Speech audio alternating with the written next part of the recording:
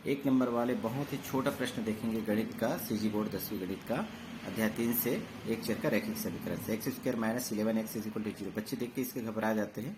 यहाँ पर देखेंगे एक्स स्क्वायर यानी वर्ग समीकरण है, तो एक इसमें से कॉमन निकाल देंगे। एक्स यहाँ से निकलेगा तो क्या बचेगा, एक्स बचेगा, माइनस का माइनस, यहाँ एक्स कॉमन निकाल चुके हैं तो 11 इज इक्वल टू 0। ये दो गुणनखंड हो गया, यानी एक्स इज इक्वल टू 0 लिख सकते हैं, sorry x is equal to 0, या फिर लिख सकते हैं x minus 11 is equal to 0।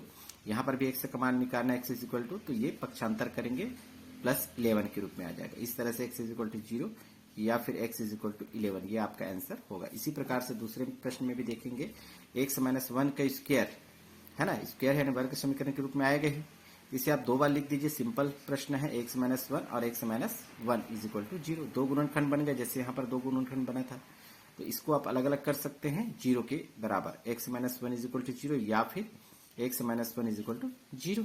इस तरह से एक्स का मान प्राप्त करने के लिए माइनस 1 का पक्षांतर करेंगे तो प्लस 1, या फिर यहाँ पर भी पक्षांतर करेंगे माइनस 1 का तो प्लस 1 आएगा, अर्थात एक्स का मान 1 और एक्स का मान 1, यही आपका आंसर होगा।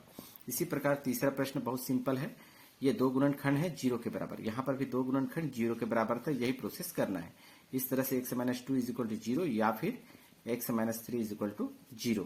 तो यहाँ पर एक्स का मान हम ज्ञात कर सकते हैं -2 का पक्षांतर करके, तो +2 आएगा, या फिर यहाँ पर भी -3 का पक्षांतर करेंगे तो +3। तो इस तरह से एक्स इज इक्वल टू 2 है ना, या एक साथ इस तरह से भी लिख सकते हैं, ये आपका आंसर होगा। शॉर्ट वीडियो में इस तरह से हम बना सकते हैं।